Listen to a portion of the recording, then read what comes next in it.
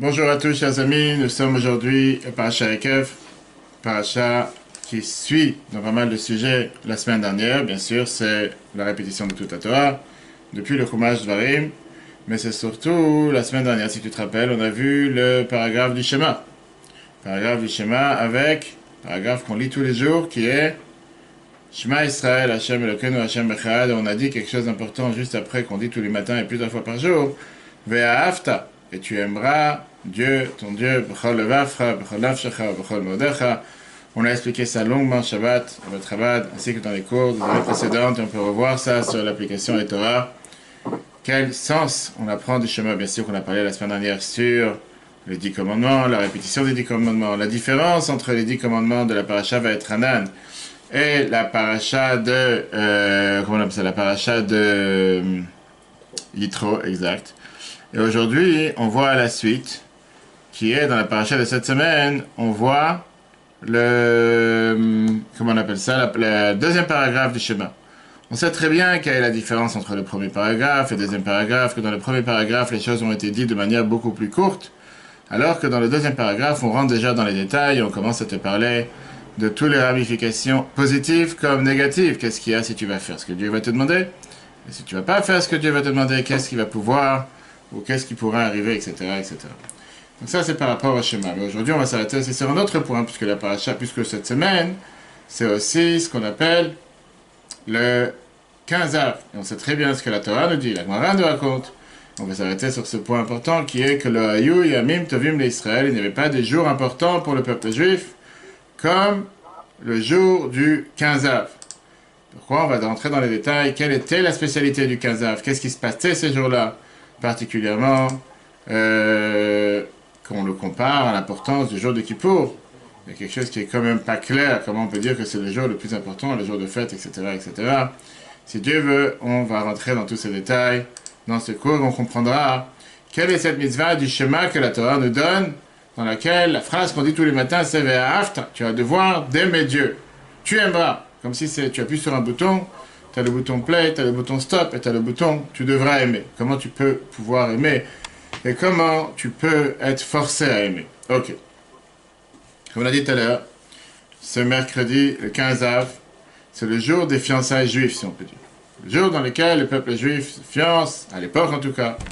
Et à chaque année en Israël, puisque c'est devenu aujourd'hui aussi ce qu'on appelle le Chag HaAhava, laïque, la fête de l'amour, dans lequel ils font sortir en Israël ce qu'on appelle des statistiques. Statistiques par rapport à quelles sont les statistiques de mariage, statistiques de divorce en Israël. Et c'est vrai que chaque année, ça reflète ce qui se passe en Israël aussi avec ce qui se passe dans, on va dire, tout le monde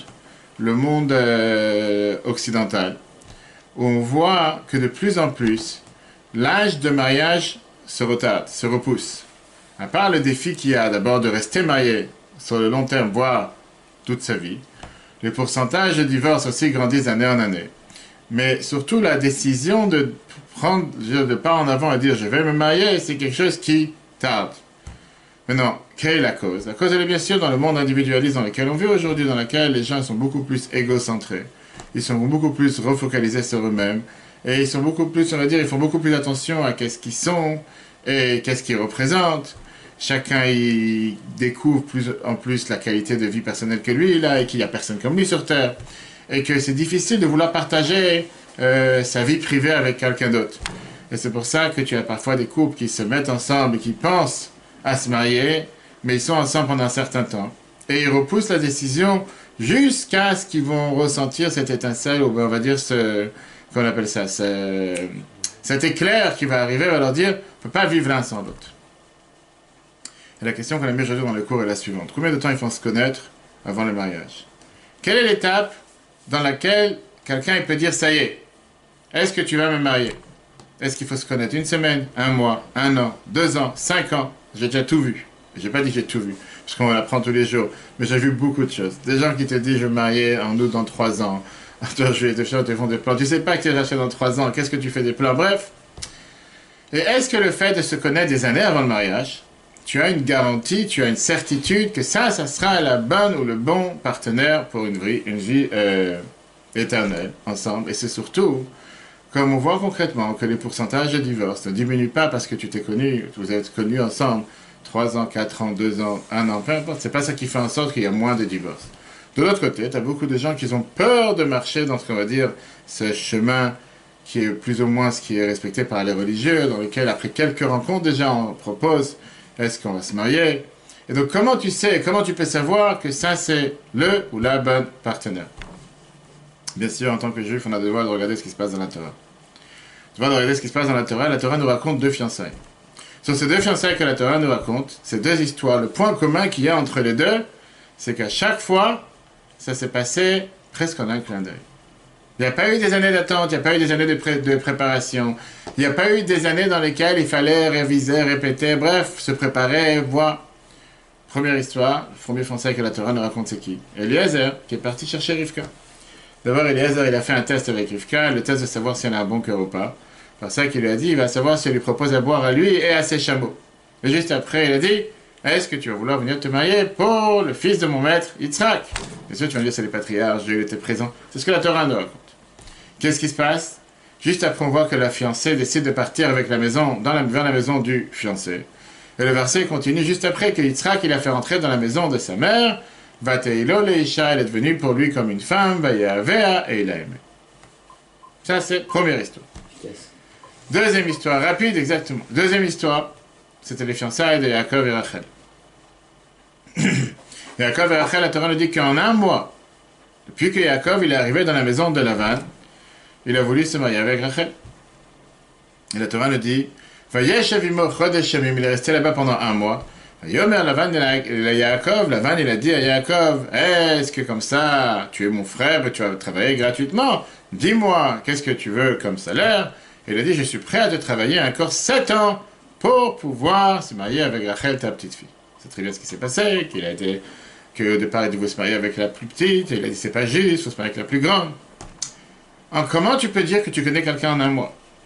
Comment tu peux dire que tu vas fonder une famille avec quelqu'un que tu viens de découvrir à peine il y a un mois? Alors c'est vrai que, est-ce que c'est ce qu'on attend de chacun d'entre nous? C'est pas ce qu'on a dit non plus. Mais j'ai dit, mais qui dit que 5 ans c'est mieux? Et regarde une histoire de la Gemara qui est très intéressante. Alors c'est vrai qu'aujourd'hui, beaucoup de gens te disent c'est les parents qui se précipitent, qui veulent absolument que les enfants se marient. Mais regarde ce que la Gemara te raconte, que parfois le fait de passer le temps, le fait de traîner, tu risques de perdre ton partenaire. La Gemara te raconte une très belle histoire, parce que la Gemara elle te dit la fameuse phrase de la Gemara Sota qu'on apprend tous les ans entre la période de Pesach et Shavuot. La Gemara Sota page 2a, que 40 jours avant la création d'un enfant, avant la création du fœtus, avant la formation du fœtus, c'est déjà fixé quelle fille se mariera avec quel garçon. D'après ça, tu pourrais dire que si c'est comme ça, qu'est-ce que j'ai besoin de me précipiter, de chercher, de rencontrer? J'ai rien à faire, je reste chez moi à la maison. Le jour où je dois me marier, elle va taper à la porte. Parce que de toute façon, c'est déjà fixé. Ce qui m'appartient m'attendra. Et on peut apprendre comme ça une histoire qui est racontée dans les Midrash, dans les Mavot du Midrash Tanchuma. Écoute bien. Shlomo HaMelech, le roi Salomon, que la Torah considère Echacham Mikol Adam, la personne la plus intelligente de toute personne sur terre. Il a voulu vérifier dans le Mazal qui va marier sa fille. Shlomo HaMelech, il savait parler avec les animaux, il savait parler avec tout le monde, il voulait savoir qui va être son gendre. Et il a vu que ça sera quelqu'un qui est très très pauvre. Et il a tremblé, il a eu peur, parce que justement le roi Salomon, il a décidé, peut-être j'ai mal vu, tu sais, des fois peut-être l'IRM il n'a pas marché, peut-être le scanner il n'était pas bon. Il a décidé d'envoyer sa fille dans un château, dans une mansion, comme vous dites, quelque chose, un palais qui est excentré, je sais pas, pas le château Saint-Michel, je sais pas, quelque chose au bout du monde. Et il s'est dit, on va voir ce qui se passe. Je vais l'envoyer là-bas, elle va être exilée, que personne n'entend parler. On va voir si c'est vrai ce que j'ai vu ou pas. Tu sais, de toute façon, elle a comment vivre, tout ce qu'il faut, etc. Arrive l'hiver. Et pendant l'hiver, il y avait un jeune homme pauvre, tremblait de froid, il n'avait pas d'argent pour acheter du bois pour se réchauffer. Il cherchait un endroit pour se réchauffer, et il a vu un cadavre d'un taureau par terre. Il s'est dit, tiens, un taureau c'est grand, je n'ai pas le choix, je vais rentrer entre ses côtes pour pouvoir me réchauffer. Vient un grand oiseau, je ne sais pas, un vautour ou un aigle, on va savoir. Il voit un taureau par terre, il a décidé avec son bec, avec, je ne sais pas de lever le taureau qui était par terre pour pouvoir en manger. Il lève le taureau et il le jette, il le propulse sur le toit du château où se trouve la fille de Shlomo HaMelech. Midrash en raconte. Bref, la fille, un jour, il a commencé à faire chaud, 39 degrés quand c'est vendredi, et elle a décidé de monter sur le toit pour un peu bronzer, pour un peu prendre de l'air. Elle voit que sur le toit, il y a un jeune homme. Elle a décidé, le pauvre, le malheureux, il n'est pas bien habillé, elle a décidé de l'habiller, elle était toute seule, de le rendre beau, etc. Et comme ça, elle a dévoilé que c'est quelqu'un de merveilleux. Ils ont décidé de se marier. Ils ont envoyé un texto à Shlomo HaMelech en disant on a décidé de faire un mariage ensemble. Et là, Tantrouma te raconte que quoi qu'il arrive, Dieu il a décidé avec qui tu vas te marier. Cherche ton pain en rond. Ça, c'est d'un côté. En deux mots, pense pas que tu pourras faire les choses de manière différente. Donc, quelqu'un te dit si c'est comme ça, qu'est-ce que j'ai besoin de me prendre la tête? Si Dieu il a décidé avec qui je veux me marier, je vais me marier de toutes les façons avec cette personne. Oui, la Gemara Moed Katan, page 16. Te dit que pourquoi on a le droit de faire des fiançailles pendant Chol HaMoed? On a le droit de faire des fiançailles pendant les jours de demi-fête, alors que les jours de fête on ne fait pas, Shabbat non plus.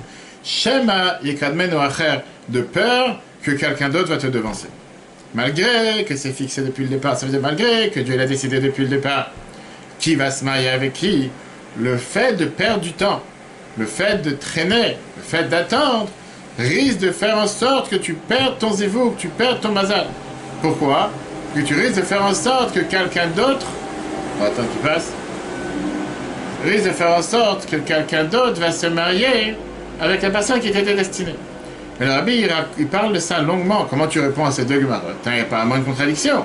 D'un côté, tu as le roi Salomon qui a voulu tester est-ce que c'est vrai que quelqu'un était prédestiné pour sa fille, et c'est ce qu'il s'est rendu compte.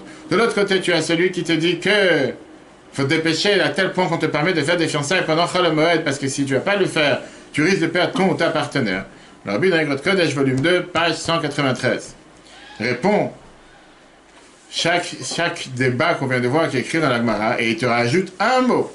Quand la Gemara te dit Shema yekadmen ou acher, peut-être que quelqu'un d'autre va te devancer et tu risques de perdre ton partenaire.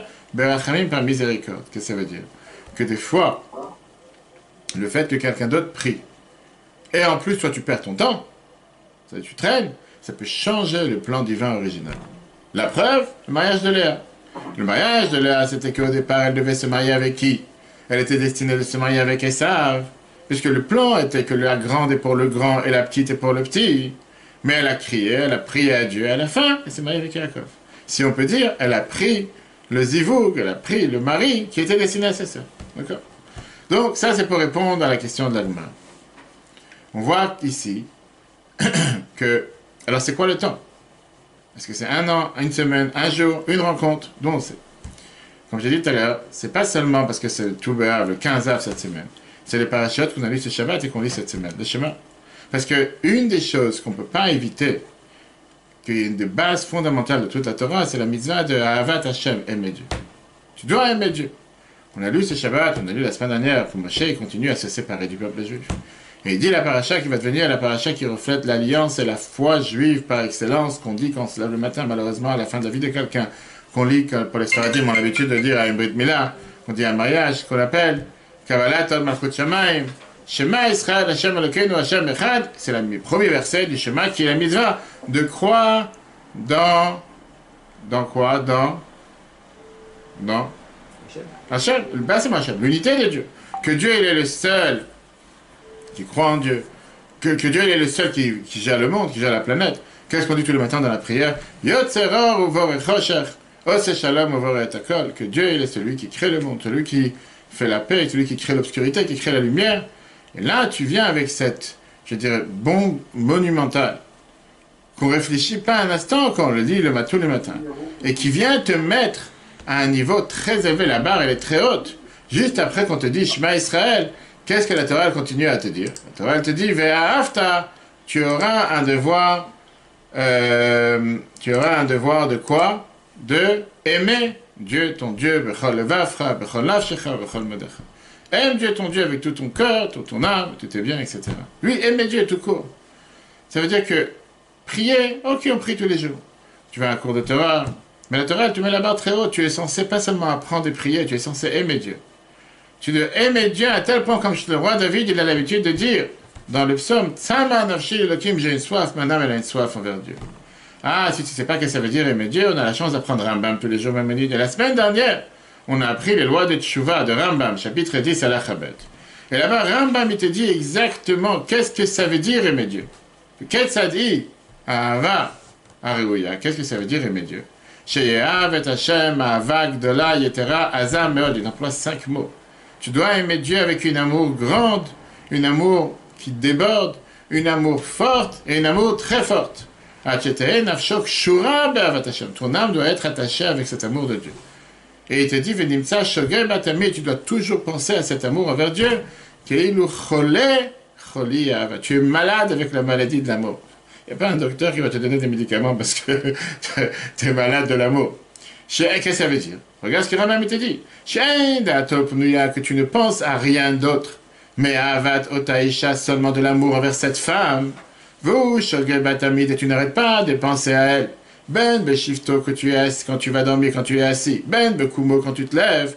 Ben Beshash, Sheochel Beshatessoir, quand tu es en train de manger et boire. Ça, c'est envers ta femme. Je t'aime, misé encore plus que ça. Tu es Aval Hashem, tu dois avoir un amour envers Dieu. Belève Avav dans le cœur de ceux qui l'aiment. Shogim Batamid, on doit constamment penser à aimer Dieu. Comme on doit dans les schémas. Avec tout ton cœur et avec toute ton âme. Et ça, c'est ce que le roi Salomon il a dit, Derech Machal, avec ce fameux exemple. Je suis malade d'amour. Je ne sais pas moi en français comment dire ça. Comment tu expliques quelqu'un qui est malade d'amour, je ne sais pas. Et il te dit, mais tout le cantique des cantiques, qui est le fameux grand livre de romans, le plus grand livre de romans qui a existé de tous les temps. Machal ou le Nyanze. Rambam te dit, Maïmonide, le cantique des cantiques, c'est un exemple à tout ce sujet qui vient exprimer l'amour qu'on doit avoir entre Dieu et le peuple juif. Je ne sais pas si tu te rends compte. Tu as mis ici la barre très haute. Et là, on a deux questions.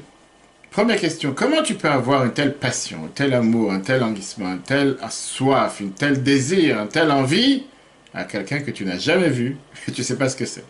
Tu ne sais pas qui il est. Et cette question, c'est Rabbi Eliyahu Mizrahi qui te pose dans les commentateurs de Rashi. Comment tu peux avoir un amour mais d'avoir chez Laura, velo et Sigmola. Moi, tu peux aimer quelqu'un que tu n'as jamais vu, tu ne sais même pas c'est quoi.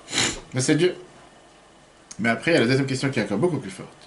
La question, elle est, comment tu peux d'abord dire à quelqu'un, tu aimeras, ve'ahavta, tu dois aimer. Sur quel bouton tu appuies pour dire, maintenant je déclenche mon amour envers toi? L'amour, c'est beaucoup plus qu'un sentiment. C'est pas juste un programme que tu choisis quand tu vas dans le micro-ondes, dans le frigidaire ou dans le four. Tu mets mode cuisson, mode décongélation, mode amour. C'est pas quelque chose que tu peux ordonner ou tu peux forcer quelqu'un dessus. L'amour, c'est quelque chose qui est d'abord, ça dépend du sentiment. Et c'est pas quelque chose que je peux être forcé ou vouloir. Ça dépend pas de la volonté. Je veux aimer, je veux pas aimer. Ça dépend de quelque chose qui est beaucoup plus profond dans l'âme que la volonté. Imagine-toi un instant si Dieu aurait fait en sorte que l'amour aurait dépendu de la volonté. Ça aurait été merveilleux. Il y a tellement de gens qui voudraient aimer une personne. Ils voudraient développer de l'amour envers une telle personne, envers un enfant, envers une femme, envers un mari. Et ils n'arrivent pas. Ils n'ont pas de moyens comment exprimer cet amour. Pareil, le contraire. Tu as tellement de gens qui voudraient oublier d'aimer telle ou telle personne parce qu'ils leur ont fait du mal ou quoi que ce soit. Ou qu'ils se sont attachés avec une personne pour un certain moment et maintenant ils décident de se détacher. Et ils n'arrivent pas à se détacher. J'étais pas longtemps avec un couple que malheureusement cette femme était manipulée par un homme qui vraiment lui pourrissait la vie. Et qu'elle me disait, j'arrête pas de penser à lui. À combien j'essaye de faire pour me détacher, j'arrive pas à me détacher. Ça revient toujours dans ma tête. Imagine-toi, ça aurait été un simple bouton, ou une simple volonté de dire j'aime ou j'aime pas. Ça aurait été beaucoup plus facile. Pareil, on a peur, parfois, malgré qu'on n'a pas envie d'avoir peur. On s'énerve, malgré qu'on n'a pas envie d'énerver. Donc c'est beaucoup plus profond qu'un simple sentiment. Alors comment la Torah, elle vient, elle te dit, ve'ahavta, tu aimeras. Ça, c'est la question qui est posée par le Or HaChaim.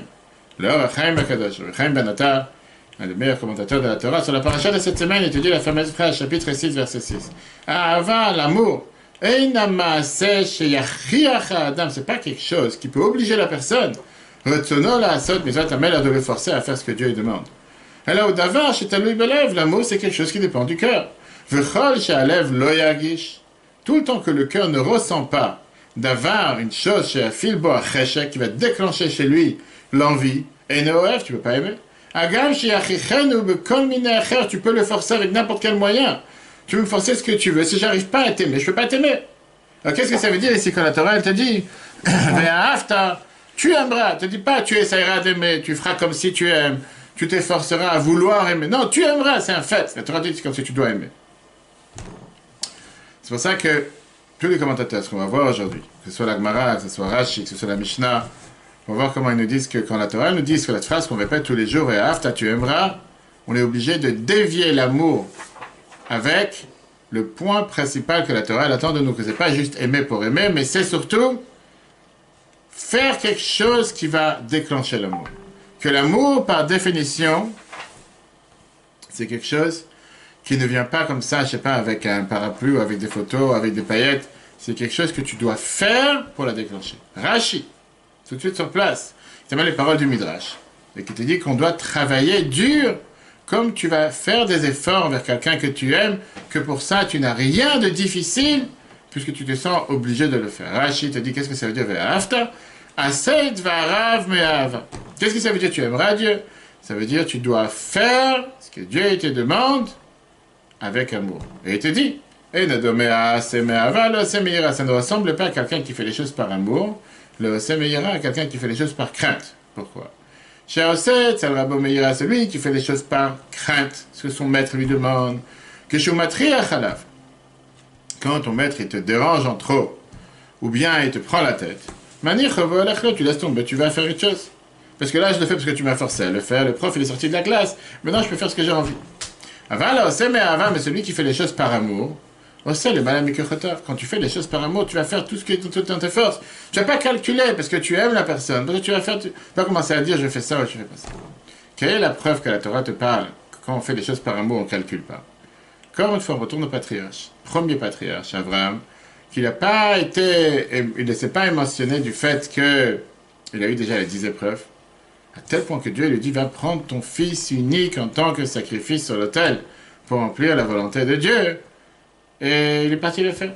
J'étais assis à côté de quelqu'un qui était musulman et qui me dit est-ce que je peux vous poser une question? J'ai avec plaisir, il fait je vous lis une phrase du Coran.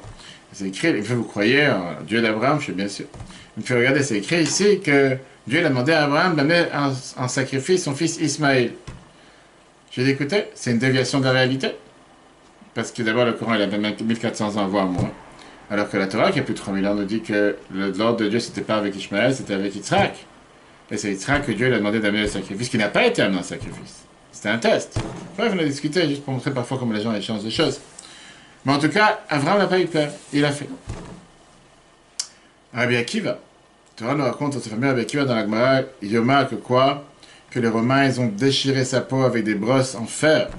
Et à chaque fois qu'il arrachait sa peau et criait Shema Israël, ses élèves, ils lui ont dit jusqu'ici, c'est-à-dire même en situation si difficile, tu es encore en train de crier que Dieu est un. Rabbi Akiva, qu'est-ce qu'il a répondu? Toute ma vie, je me souciais sur ce verset qui est tu dois donner ta vie pour Dieu, de pouvoir faire Kiddush Hashem. Mais non, finalement, j'ai la chance de pouvoir sanctifier le nom de Dieu, de donner ma vie pour Dieu. Je ne vais pas regretter. Je regrettais. Comment je peux regretter une chose? Ça, c'est une phrase. Donc, Rashi vient et te dit, qu'est-ce que ça veut dire tu aimeras? On ne te dit pas ici, tu dois aimer avec des codes magiques. Fais des choses qui vont t'amener à l'amour. Fais ce que Dieu te demande par amour, pas par crainte. Fais Shabbat par amour, mets le tefillin par amour, va au mikveh par amour, mets tzedaka par amour. Fais pas les choses parce que tu te sens forcé. Fais pas les choses parce que tu te sens obligé. Obligé. Ça, c'est un point. Viens la Gemara Yoma. La Gemara Yoma, page 86. Elle te dit, il y a plus que ça. Qu'est-ce que ça veut dire, Vea Afta? C'est comme si tu rajoutes encore une lettre. Tu dois faire aimer. Qu'est-ce que ça veut dire faire aimer? Regarde la Gemara. La Gemara Yoma, page 86, te dit, Vea Afta Hashem Elokecha, tu aimeras Dieu ton Dieu.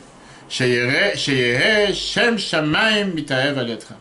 Fais en sorte de faire aimer le nom de Dieu grâce à toi. Qui veut dire, comme si ça avait été écrit, Ve'a'afta. Et tu feras aimer. Sheye Korev Shaner Meshamesh de servir et d'apprendre avec les sages, les érudits de la Torah. Veye Masao Matano Benachat Imabayot. De faire du commerce avec les créatures, avec les autres, de manière calme. Ma'abriot Ambaotalav. Quand tu te comportes de cette manière-là, qu'est-ce que les gens que tu fréquentes disent? Ashrei Aviv Shelam Torah. Heureux son père qui lui a enseigné la Torah. Ashrei Rabo Shelam Torah. Heureux son maître qui lui a enseigné la Torah. Quand un juif se comporte comme il faut dans la rue, quand tu te comportes comme il faut dans un supermarché, quand tu te comportes comme il faut en deux mots, Kiddush Hashem, tu sanctifies le nom de Dieu. Les gens me disent, ça c'est des juifs. Je suis content qu'il y a des gens pareils sur terre, je voudrais être comme eux. Oh, la briotte, tu dis malheur à des gens qui n'ont pas appris la Torah, ou des gens malheureusement qui ne se comportent pas comme il faut. Aval, Mishakore ou Meshamash Tamid Chachamim, par contre, celui qui apprend et qui sert des érudits en deux mots, il apprend la Torah. Mais Ve'en Masao Matana Bemuna, mais il ne fait pas du commerce de manière équitable. En deux mots, il trompe les gens, il roule les gens, il n'est pas droit. Ve'en Diburo Benachat, il m'abriote, il ne parle pas de manière calme avec les créatures, toujours énervé, toujours coléreux, toujours en train de va savoir quoi. Ma'abriote en brotalav. Qu'est-ce que les créatures disent sur lui? Oh, la pluni chez l'âme de Torah, malheur à tel qui lui a enseigné la Torah. Oh, la vive chez l'âme de Torah, malheur à tel père qui lui a enseigné la Torah. Oh, le rabot chez l'âme de malheur à un maître qui lui a enseigné à la preuve. Reu, kama, mekulkalin, maasav, regarde comment ses actions sont tordues et mauvais.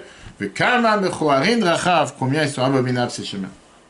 Regarde, la Gemara, elle te dit, qu'est-ce que ça veut dire? Ve'afta Hashem elokecha. Tu aimeras Dieu ton Dieu. Fais aimer le nom de Dieu sur tous ceux que tu rencontres. Que quand quelqu'un te rencontre, il dit, ça c'est des Juifs.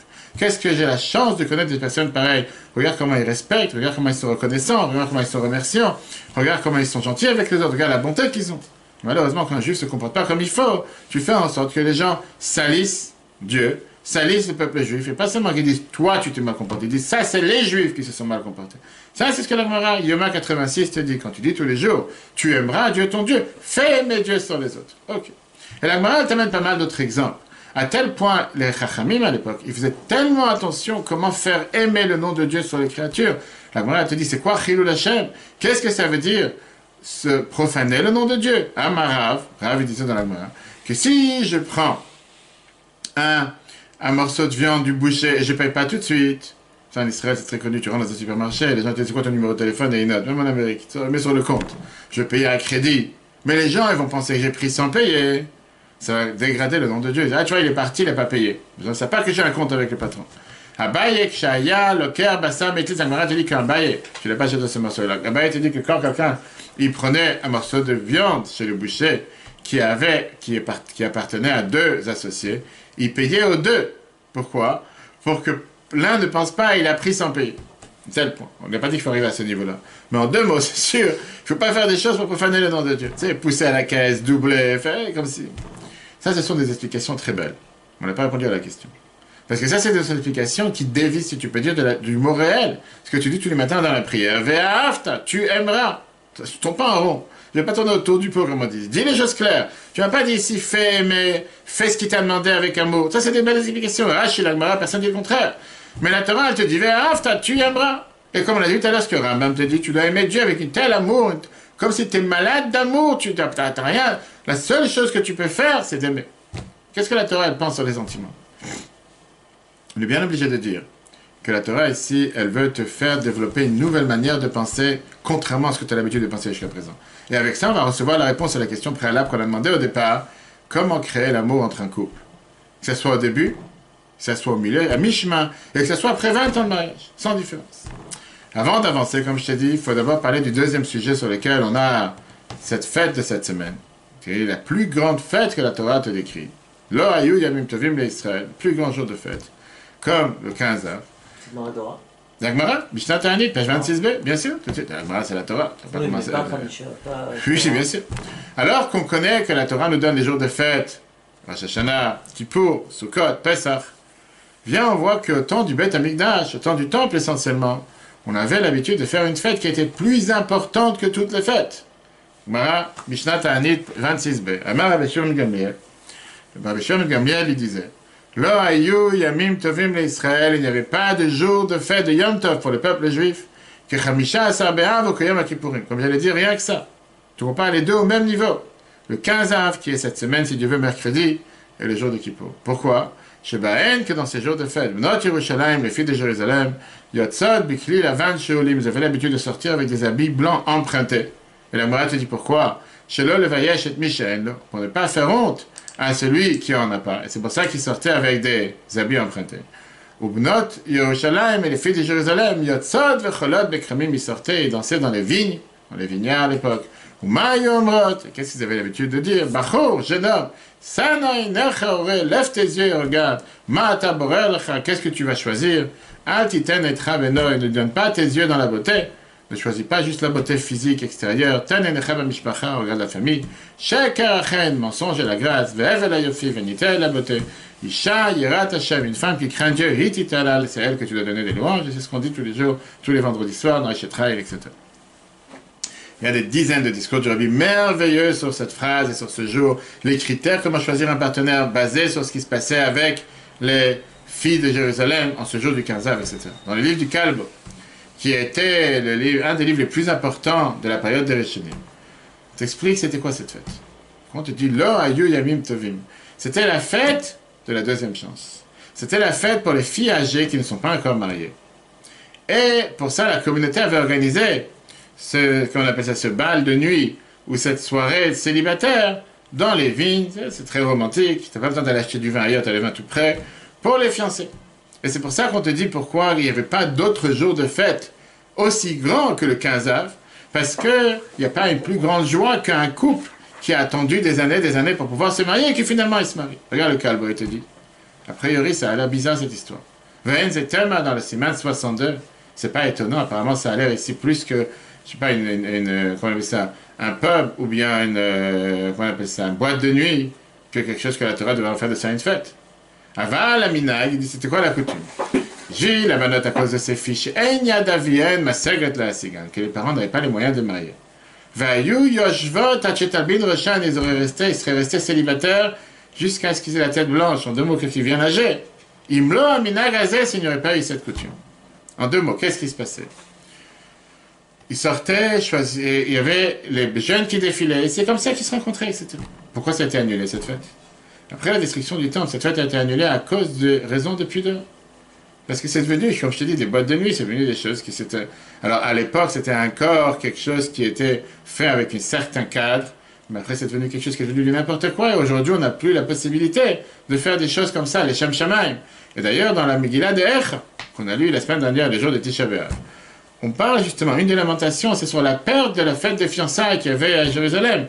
D'Achet Tzion Avelot, on dit que les chemins de Tzion de Jérusalem sont en deuil. Qu'est-ce que de quoi on parle?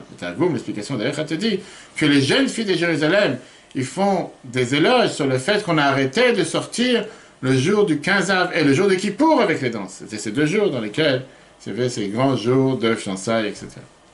Alors essayons de comprendre. Pourquoi c'était la grande fête des fiançailles? Pourquoi on n'a pas fait cette fête, la fête de Purim, la fête de Chanukah? Pourquoi tu dois faire? Comprendre pourquoi Kippour c'est le plus grand jour de fête. Il n'y a pas de quoi débattre. Al-Marat Tani te dit clairement, c'est le jour du pardon, le jour où Dieu a donné les deuxièmes peuples de la loi, le jour où Dieu a pardonné au peuple juif. Et on pense que oui, la ségoula pour pouvoir se marier, c'est d'abord de savoir pardonner. Mais pourquoi le 15 av parmi tous les autres jours? Alors le Rabbi te parle du fait que le 15 du mois, la lune est pleine. Pourquoi le 15 av? Surtout n'oublie pas qu'il y a à peine une semaine où était le jour le plus noir du calendrier. Et tout d'un coup, on a toujours ces folies dans le peuple juif que du plus noir, on devient plus blanc au jour le plus joyeux. Alors bizarrement, tu vas voir que la Gemara te donne 6 événements majeurs qui se sont tous passés le 15 av. Et que ces 6 événements viennent refléter la raison pour laquelle c'était le plus grand jour de fête de l'histoire, malheureusement, qui a été perdu avec la destruction du temple, comme on l'a dit tout à l'heure. On va voir 4 de ces 6 événements. La Gemara Ta'anit, page 31.1. La Gemara te dit la phrase suivante. Rabba Rav Yosef, d'un vrai travail, Rabba Rav Yosef le 2, il disait la chose suivante.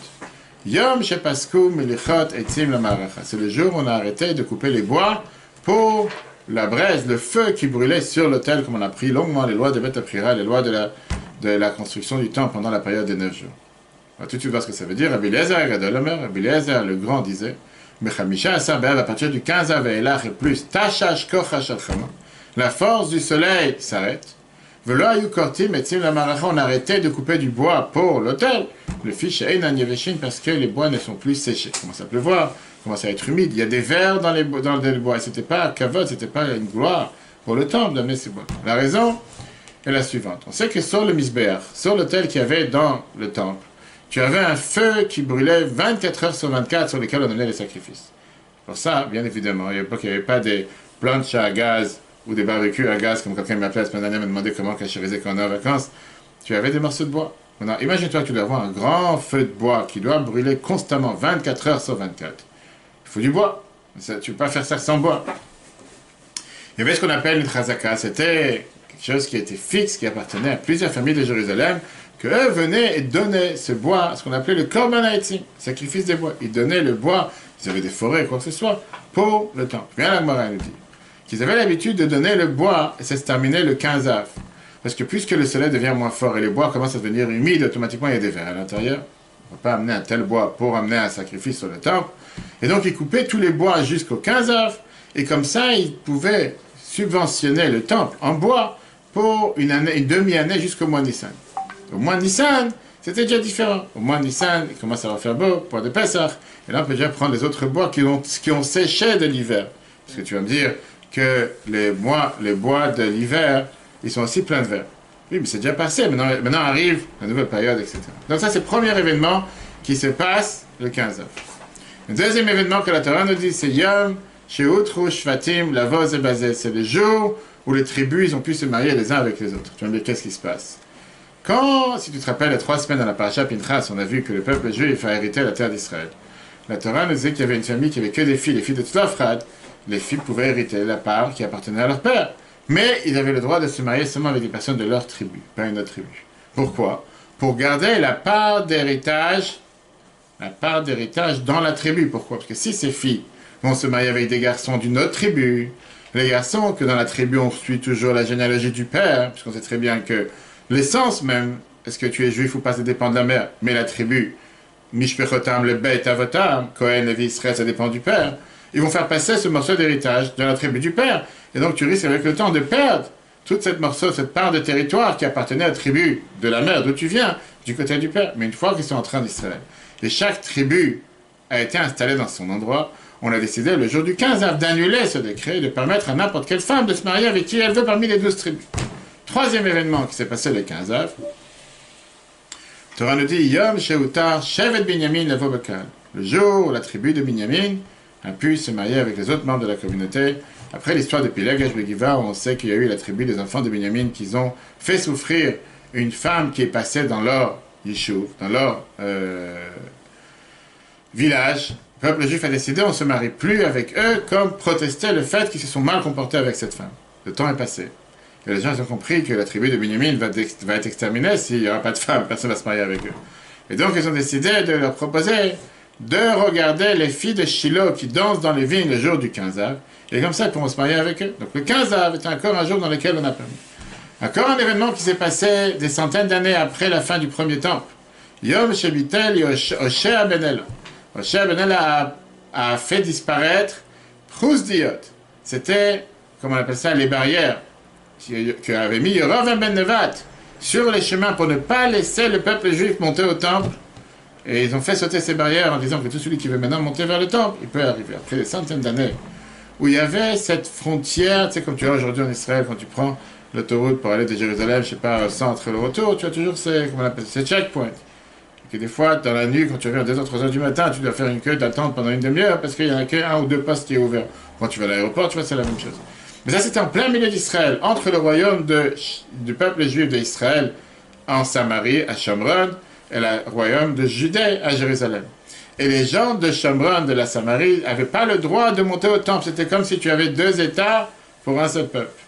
Le 15 av, le dernier roi du peuple juif, Hoshea ben Ela, a ouvert les frontières et il a permis au peuple juif de monter à Jérusalem. Quel est le point commun entre toutes ces idées? Encore, comme je t'ai dit tout à l'heure, il y a encore deux autres événements qui se sont passés le 15 av. Quelle était l'idée derrière? Le Rabbi t'explique, avec une explication merveilleuse, qu'il y a un point commun entre tous, c'est ce qu'on vient de dire. Le 15 av est la réparation du 9 av. Comme j'ai dit tout à l'heure, une semaine après. Presque. Oui, 7 jours après. Alors que le mois d'Av, il est catalogué comme le mois le plus mauvais du peuple juif, le mois noir, le mois de la haine gratuite, le mois de la destruction du temple. Le 15 av, c'est le jour où les juifs se sont rassemblés, se sont réunis. À travers toutes les générations, on a fait des choses qui venaient marquer ce que le Pirkei Avot, c'est écrit dans le Maxime de nos pères, ce qui est à moi est à toi, et ce qui est à toi est à moi. Et ça, c'est ce qui a fait que ces 4 événements se sont tous passés le même jour.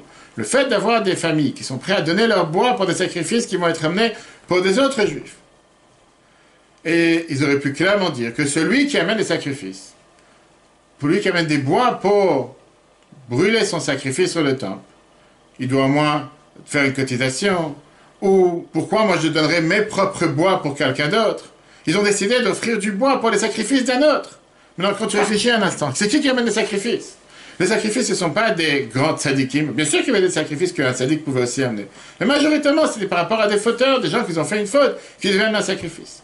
Ils auraient pu très bien dire, on n'amène plus de sacrifices, ou bien on ne va pas donner du bois tout le temps qu'il y a encore du bois dans le temple. Et que s'il y a dans cette période de 6 mois un juif qui doit amener un sacrifice, il a qu'à se débrouiller, amener son propre bois. Ça va faire partie du système. Tu amènes un sacrifice, amène ton bois avec pour le brûler. Pourquoi moi je dois donner du bois pour toi? Ils ont décidé de donner 6 mois de bois en avance pour aider ceux qu'on ne sait même pas encore qui va venir. Tu n'es pas au courant qui va amener un sacrifice dans les prochains 6 mois.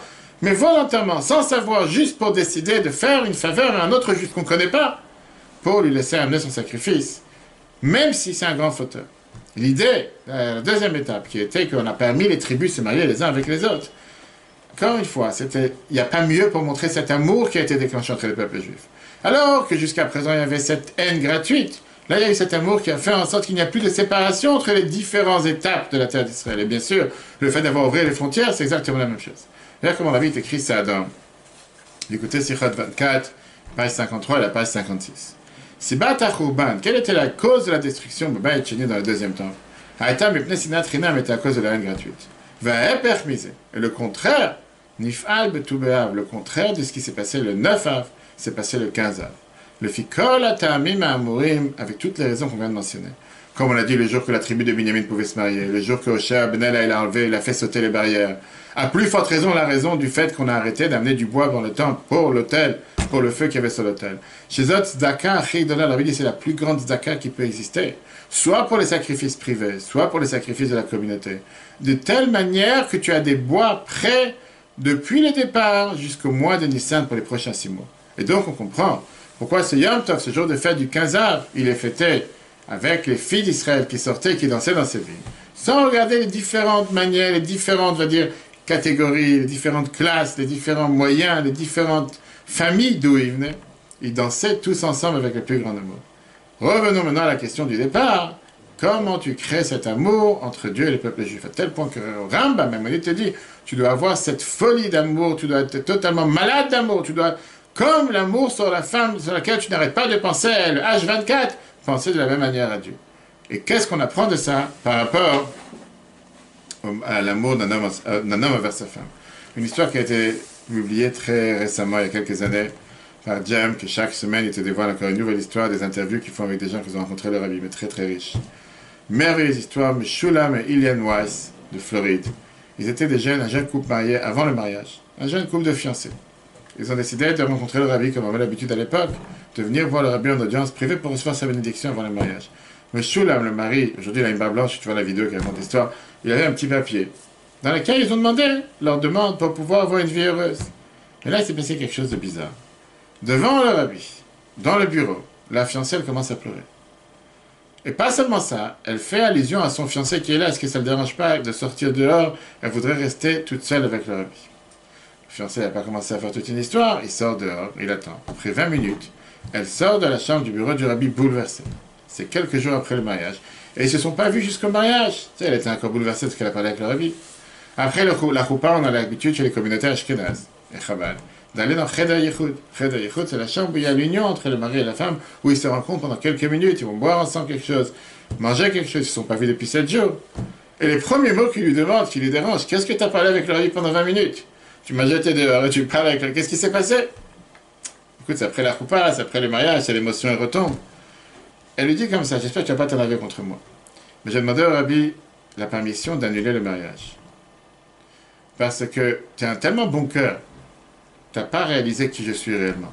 J'ai un tempérament tellement mauvais, je suis tellement quelqu'un de coléreux, j'ai pas de patience, je m'énerve rapidement, et je vais te faire souffrir, et tu vas dévoiler que je suis la plus grande peste qui existe sur la terre. Je suis la plus grande sorcière.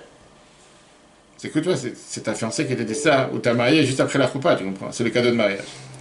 Bref, le khatan, il demande, il dit, qu'est-ce que le rabbi t'a répondu? Il dit, le rabbi, il a répondu avec un sourire, en disant que la patience est une qualité qui s'apprend. Et avec chaque enfant que Dieu il envoie, tu apprendras à avoir plus de patience.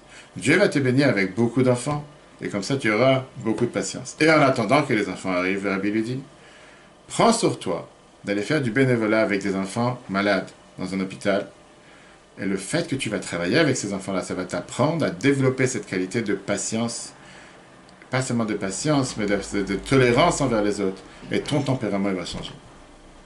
Ça, c'est le conseil d'un génie comme le rabbi qui lui a donné. Et c'est comme ça que le mariage s'est passé. Des années avancent. Et elle raconte comme quoi c'était pas seulement un bon conseil, mais c'était une bénédiction qui a sauvé leur vie. Parce qu'après le mariage, elle s'est rendue compte qu'elle avait des problèmes de stérilité très graves. Et c'était juste grâce à la bracha de passage que le rabbi l'a dit. Que Dieu va te bénir avec beaucoup d'enfants, qu'il a tenu et qu'il a encouragé, qu'ils ont mérité à avoir 15 enfants. Mais c'est très bon qu'avec ces 15 enfants, ils ont eu une dose de patience sans limite. Si tu compares la patience, le sentiment, l'amour, on voit ici un monde entier que le rabbi a développé face à ce couple, mais c'est exactement ce qu'on est en train de voir ici. Parce que d'après la vision juive, d'après la Torah, l'amour, tu ne trouves pas l'amour. L'amour, tu crées. C'est quelque chose que tu dois créer. C'est pas quelque chose qui vient, c'est pas quelque chose qui vient, comment dire, un package deal. Tu vas te marier, tu as le traiteur, tu as l'orchestre, et tu as l'amour qui vient avec. Ça ne marchera pas. En d'autres mots, tous ces sentiments, c'est pas quelque chose qui se passe sans rien faire derrière, mais c'est quelque chose que tu dois créer. C'est pas quelque chose qui est spontané, qui existe ou qui n'existe pas. Oui, la réponse à la question qu'on a dit tout à l'heure. On peut et on doit développer, apprendre comment aimer. Ces sentiments, c'est quelque chose qui est impacté directement de notre tête, notre cerveau, nos actions, nos pieds, tout ce que nous faisons toute la journée. Contrairement à la culture actuelle qui existe dans le monde, que l'amour c'est un étincelle, un éclat, un éclair, ce que tu veux. Le mazal qui tombe sur la tête de ces deux partenaires qui se regardent dans les yeux et qui se disent comme quoi le cœur il éclate et comme quoi ils sont faits l'un pour l'autre. Le coup de foudre. Et c'est un tel coup de foudre que 6 mois après le mariage, ils divorcent et continuent à payer des factures 10 ans plus tard. Pas seulement que c'est un mensonge, pas seulement que c'est une fantaisie d'après la Torah, c'est qui est fait pour vendre des films qui vont durer 1h30. Comme tous ces films qui sortent d'Hollywood et que tous ces stars qui te vendent ces films sur l'amour, eux-mêmes sont tous divorcés ou remariés 4-5 fois. Grande partie.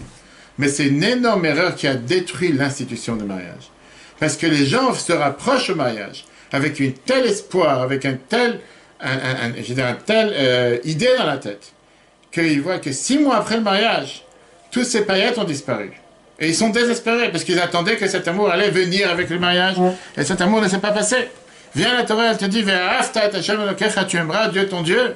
Qu'est-ce que ça veut dire, tu aimeras Dieu ton Dieu? La Torah, elle te veut t'éduquer à construire des sentiments de manière totalement différente. Quelque chose que tu vas construire jour après jour, effort après effort. Oublie tout ce qui est ce sentiment spontané, qui est prématuré, qui agit du départ. Mais faire entrer cette intelligence dans ton sentiment. Parce que les sentiments, même s'ils existent, mais s'ils ne sont pas impactés par tes actions, au final, ils n'iront pas dans la bonne direction. Alors, comment créer cet édifice éternel? Alors, bien, à chaque fois, on dit qu'un mariage, c'est un binyan adéal, un édifice éternel. Combien de centaines de lettres du Rabbi sur le sujet? C'est bientôt un très beau nouveau livre qui sort du Betrabat sur tous ces recueils de lettres du Rabbi sur le mariage. Qu'est-ce que ça veut dire? Pourquoi on compare le mariage avec un bâtiment, un édifice éternel? Les fondations. Un édifice éternel d'amour qui va durer sur le long terme. Regardons comment Rambam Maïmonide te dit comment il faut aimer Dieu. Et comment tu vas comprendre comment il faut aimer Dieu? Tu vas comprendre comment il faut aimer ta femme. Rambam, dans les lois de Yesodé à Torah qu'on a lu il n'y a pas longtemps, il y a moins d'un mois, sur les bases, les fondations même de comment aimer Dieu. Rambam il te dit quel est le chemin d'aimer et de craindre Dieu? Quand un homme va méditer, dans ses actions, boire avec les créatures, aniflaïm agdolim, les merveilles que Dieu a créées, veillerait, même il va voir cette sagesse. She'en la erveloket, qui n'a pas de valeur et qui n'a pas de limite. Miyad, tout de suite. Oev, ou meshabeach, ou mefaer, ou mitave.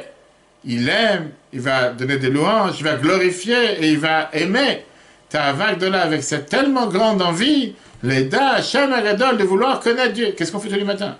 Tous les matins dans les psuké des Imran, dans tous ces paragraphes qui entrent Baruch Shamar et Ishtabar, c'est exactement ce qu'on fait.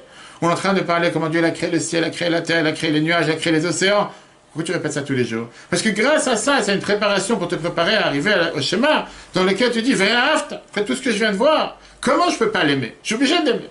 Et c'est comme David Ameller, comme le roi David, il n'arrête pas de te dire, Sama nafshi l'Elokim, j'ai cette soif, ce désir envers Dieu, lequel chai un Dieu vivant.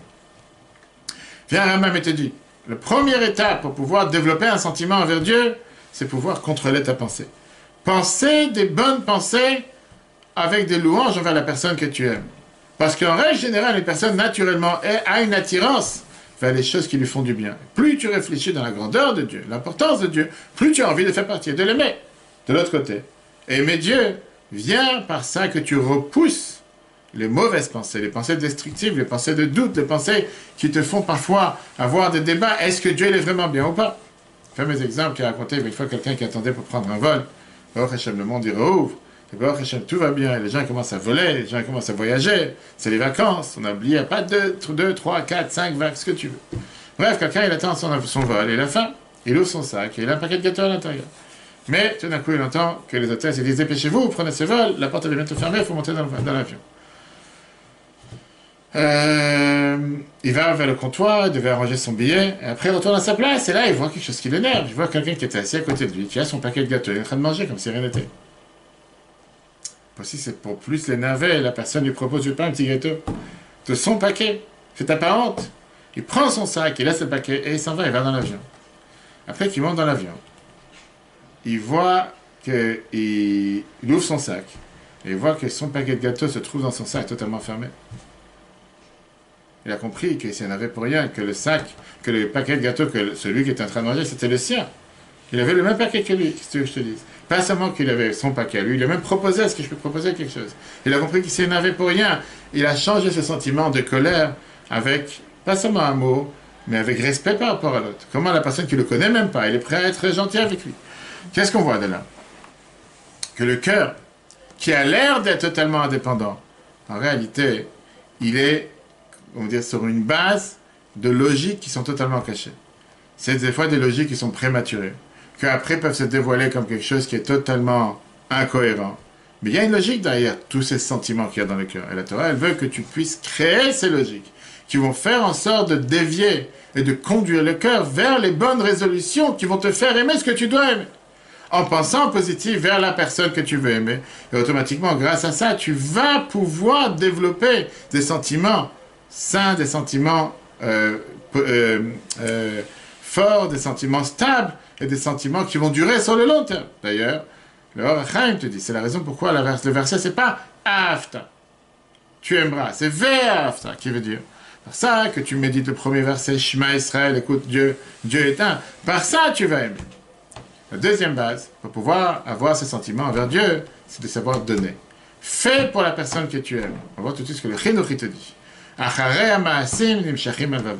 Après les actions, se mobilise le cœur. Parce que tu aimes celui envers qui tu donnes. C'est pas que tu donnes celui que tu aimes, mais le contraire. Tu aimes envers celui que tu donnes. Plus tu sors de ton ego et plus tu vas te donner pour Dieu, plus tu vas te sentir proche de Dieu. Regarde ce que Masechet Echeret se dit. Si tu veux t'attacher avec l'amour de ton ami, occupe-toi de lui faire du bien. Plus tu donnes à l'autre, plus tu l'aimes. Avec ça, le livre du Moussar t'explique quelque chose de très intéressant. C'est un fait que les parents ils aiment les enfants plus que les enfants aiment les parents. Comment est-ce possible? Alors que les enfants reçoivent tout de leurs parents, ils auraient dû aimer leurs parents doublement. Mais la construction de l'âme est construite de manière différente. On aime une personne envers qui on donne et pas une personne de qui on reçoit. La Bible t'explique, c'est la raison pour laquelle quand Dieu l'a demandé de construire le temple, Dieu ne t'a pas dit donnez-moi un don, Dieu a dit veillikrouli trouma, prenez pour moi un don, prenez pour construire le temple. Pour le temple qui va arriver, si Dieu veut, le troisième Beth Amikdash, même s'il va être construit dans le ciel, on voit qu'il y aura des parties qui vont être créées par les humains. Alors qu'on voit que le mont Sinaï, il a totalement été oublié, on ne sait même pas où il se trouve. Jérusalem, on est toujours attaché, chaque jour on prie vers Jérusalem, on prie vers le Kotel, pourquoi? Parce qu'on aime qu'est-ce qu'on crée et on s'éloigne de ce qu'on reçoit. Puisque au mont Sinaï, on n'a fait aucun effort pour le recevoir, on l'a totalement oublié. Jérusalem qu'on a peiné, plein de sueur, plein de sang a été versé pour pouvoir avoir Jérusalem. C'est pour ça qu'on l'aime beaucoup plus que quelque chose qu'on ne s'est pas fatigué pour. Maintenant, on va répondre à la première question. Qu'on a dit tout à l'heure, les seuls deux mariages que la Torah nous parle, c'était le mariage de Yitzhak et Eliezer et Yaakov et Rachel. Et on a vu tout à l'heure que ces deux mariages se sont passés de manière très très vite. Un mois avec Eliezer, c'était juste sur l'histoire des chameaux. Vient un des plus grands rabbins d'Allemagne, Rabbi Shimshon Raphaël Hirsch, et il t'explique la chose suivante. Les Juifs viennent au mariage avec le savoir que tu vas créer l'amour, pas que tu reçois l'amour du ciel. On n'attend pas que l'amour va se passer, comme je t'ai dit tout à l'heure, on est sous la choupa, tout d'un coup l'amour elle tombe et elle s'assoit, elle s'habille sur nous. Non, on est prêt à tout faire pour. Et c'est pour ça, bien sûr, que le Rabbi disait que pour pouvoir décider de se marier avec une personne, il faut qu'il y ait une attirance envers la personne. Tu sens une certaine attirance du cœur, un bon sentiment envers les deux. Mais surtout, être prêt à faire des efforts et construire ensemble une base de travail fondamentale qui est dépendante des deux partenaires. Et c'est pour ça que la Torah, quand elle parle du mariage de Yitzhak et Rivka, qu'est-ce qu'elle te dit? Vayikach et Rivka vaytehi lo leisha vayaver. Il a pris Rivka, elle est devenue sa femme et il a aimé. D'abord, il a pris en tant que femme et après, il a aimé. Tu vois, tu dis pas, il a d'abord aimé et après, il a pris en tant que femme. Parce que le mariage, c'est la base pour l'amour. Et à partir du mariage, on doit développer cet amour avec cette action commune entre les deux. En deux mots, être marié, c'est un travail à vie. Pas sur un pas un CDD, mais un CDI. Un travail à vie. La base fondamentale pour vivre en tant que couple de manière merveilleuse, c'est de se remarier tous les jours à nouveau. Regarde une dernière histoire. Dernière histoire que, comme je t'ai dit sur le sujet du mariage, il y a tellement de belles histoires du Rabbi. Si Dieu veut, ça va être aussi dans le nouveau livre. Madame Schaffstein, Hannah Schaffstein de New York raconte comme ça. J'étais jeune, l'âge de marier, et j'ai rencontré plusieurs jeunes hommes. Mais avec aucun d'eux, j'arrivais à conclure et à décider, ça c'est mon partenaire, avec lui je me marie. Je suis rentré en audience privée chez le Rabbi. Il m'a demandé qu'est-ce qui se passe avec le mariage, où tu en tiens. J'ai dit que j'ai rencontré quelques personnes, mais je ne trouve pas quelqu'un avec qui je m'entends bien, je ne pense pas qu'il y a quelqu'un qui est le prince charmant. Le Rabbi me dit, qu'est-ce que tu en penses de ce jeune homme? Et j'étais frappé, parce que c'est quelqu'un que j'ai rencontré il n'y a pas longtemps. Je n'ai pas dit ça. Et après, le Rabbi me propose une autre personne, et pareil. Et tous les noms que le Rabbi me propose, c'est des gens que j'ai rencontrés. J'ai dit à chaque fois non. Là, chacun, j'essayais de l'expliquer de manière logique pourquoi cette personne n'est pas adaptée pour moi. Le Rabbi fait un grand sourire, il me dit la phrase suivante, écoute bien. Le Rabbi me dit, tu lis trop de livres de romans, de romans d'amour, et c'est pour ça que tu cherches quelque chose qui n'existe pas. L'amour n'est pas un sentiment qui est décrit dans les romans, qui passe en éclair, un éclat qui t'aveugle. Ça veut dire l'amour. Ça, ce sont des fantasmes qui viennent décrire une situation non existante. L'amour, le Rabbi lui dit, c'est un sentiment qui se développe jour après jour durant toute une vie. L'amour que tu ressens en tant que jeune fiancé, c'est seulement le début d'une vraie amour qui veut dire un partenariat, qui veut dire s'inquiéter l'un pour l'autre et un respect commun de l'un vers l'autre. Elle grandit à travers les actions petites quotidiennes de la vie ensemble. Quand la vie de deux personnes se forge d'une manière que ça devient une seule vie, vient avec les efforts de chacun des deux, avec le temps, ça se transforme en un sentiment que tu fais partie de ton partenaire à tel point que tu ne peux pas espérer, aspirer à vivre sans lui. Ça, c'est l'amour. Mais ça, c'est quelque chose qui se construit. Et ce n'est pas quelque chose qui vient, comme on dit, avec un éclat en un instant. Que Dieu fasse qu'on puisse mériter de pouvoir avoir tous ces enseignements dans la vie de tous les jours. Le cours sera en replay sur l'application eTorah, E-T-O-R-A sur Google et Apple. Si Dieu veut, tout à l'heure, à 13h30, le prochain cours d'aujourd'hui sur Judaïsme à la maison. Le cours ainsi que beaucoup d'autres cours sur lesquels avec 15 heures on peut revoir sur l'application eTorah. Très bonne journée à tous et à la semaine prochaine.